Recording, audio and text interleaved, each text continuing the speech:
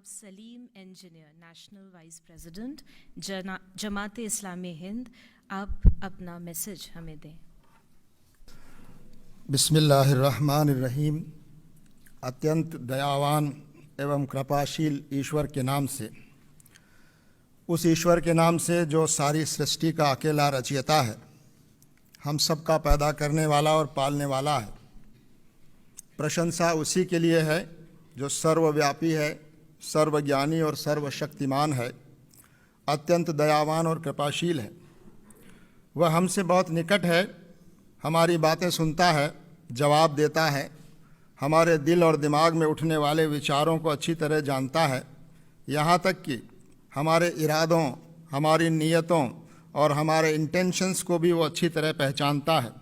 मेरा विश्वास है कि एक दिन हम सब को उसी मालिक के सामने खड़ा होना है और अपने पूरे जीवन का, उसकी हर हर कृपा और आशीर्वाद का और उस हमारे एक एक कर्म का हिसाब देना है।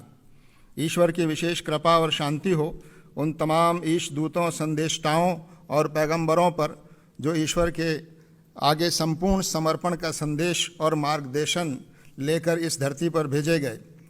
परम आदरणीय राष्ट्रपति महोदया, आज के इस अति सुंदर और गरिमामय कार्यक्रम के आयोजक, प्रजापिता ब्रह्म कुमारी ईश्वरी विश्वविद्यालय के पदाधिकारी बहनों एवं भाइयों, मंच पर उपस्थित आदरणीय धर्म गुरुओं, सभागार में मौजूद बहनों एवं भाइयों, राष्ट्रपति भवन के अधिकारी गणों, आप सभी को मेरा सलाम व आदाब। आप सब पर ईश्वर की विशेष कृपा और आशीर्वाद हो। आज के सुंदर कार्यक्रम का हिस्सा बनने पर मैं अत्यंत खुशी और गर्व महसूस करते हुए ईश्वर का शुक्रिया अदा करता हूँ। इस सच्चाई को सब धर्मों और आस्थाओं के लोग स्वीकार करते हैं कि धरती पर जितने इंसान मौजूद हैं वे सब एक ही माँ बाप की संतान हैं, यानी आदम और हव्वा की संतान हैं। हम सब की रगों में एक ही माँ बाप का खून बह रहा है। ईश्वर के सभी पैगंबरों ने और अंतिम पैगंबर हज़रत मोहम्मद सल्लल्लाहु अलैहि वसल्लम ने ईश्वर के इस संदेश को आम किया कि तमाम इंसान बराबर हैं, कोई बड़ा और कोई छोटा, कोई ऊंचा और कोई नीचा नहीं है। हर इंसान की इज्जत और उसका सम्मान होना चाहिए। हर मानव की गरिमा की रक्षा की जानी चाहिए। धर्म, जाति, लिंग, भाषा, क्षेत्र या विचारधारा किसी भी आधार पर किसी के अधिकार कम या ज़्यादा नहीं हो सकते। किसी के साथ भी भेदभाव न हो, यह समाज को और व्यवस्था को मिलकर सुनिश्चित करना चाहिए। हज़रत मोहम्मद साहब ने फरमाया, अल खल्को अयालुल्लाह, यानी ये सारी सृष्टि और ये सारे प्राणी ईश्वर का एक परिवार और कुनबा और ख़ानदान है। इसी तरह कहा गया, वसुधैव कुटुम्बकम, ये हमारे देश की सांस्कृतिक बुनियाद को बयान करने वाला वाक्य है। मानव इस सृष्टि में ईश्वर की श्रेष्ठतम कृति है। वह इस धरती पर ईश्वर का प्रतिनिधि है।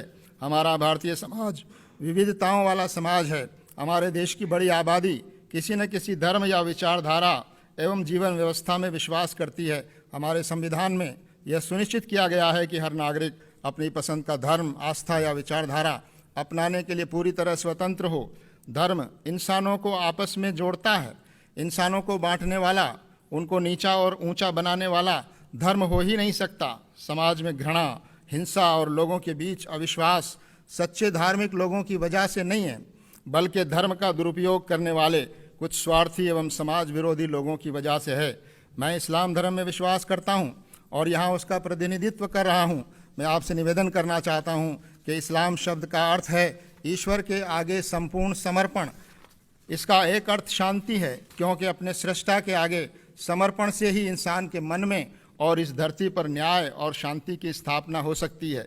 न्याय की स्थापना ही वास्तव में धर्म की स्थापना है और यही शांति की स्थापना की असल बुनियाद है। धर्म हमको अपने सृष्टा का परिचय कराता है, हमें उससे जोड़ता है। सच्चा धार्मिक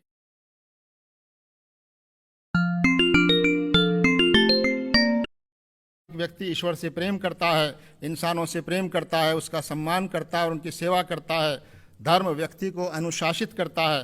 धर्म हमको इस बात की शिक्षा देता है कि हम अन्याय और अत्याचार से पीड़ित और कमज़ोर लोगों, चाहे वो किसी धर्म के मानने वाले हों, उनके साथ खड़े हों, उनकी मदद और सेवा के लिए आगे आएँ, उनको समाज में सम्मान दिलाने का प्रयास करें। आज इस बात की आवश्यकता है कि विभिन्न धर्मावलंबियों में और धर्म गुरुओं में मेल जोल बढ़ना चाहिए, उनके बीच संवाद मजबूत हो। समाज में नैतिक मूल्यों को स्थापित करने के लिए हम सब धर्म गुरुओं को मिलकर प्रयास करना चाहिए। हम सभी धर्मों के धर्म गुरुओं को इस महत्वपूर्ण काम में पहल करके साथ मिलकर समाज में जागृति लाने, आपसी सद्भाव और विश्वास को मजबूत करने का यह पवित्र कार्य करना चाहिए।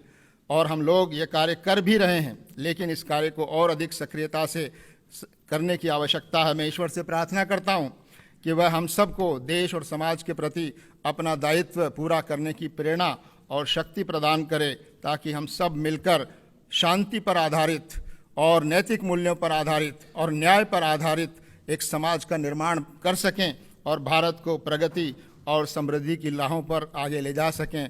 मैं इसी के साथ ईश्वर की बड़ाई और प्रशंसा और महामहिम राष्ट्रपति महोदय का धन्यवाद करते हुए अपनी बात समाप्त करता हूँ। शुक्रिया। आपका बहुत बहुत धन्यवाद।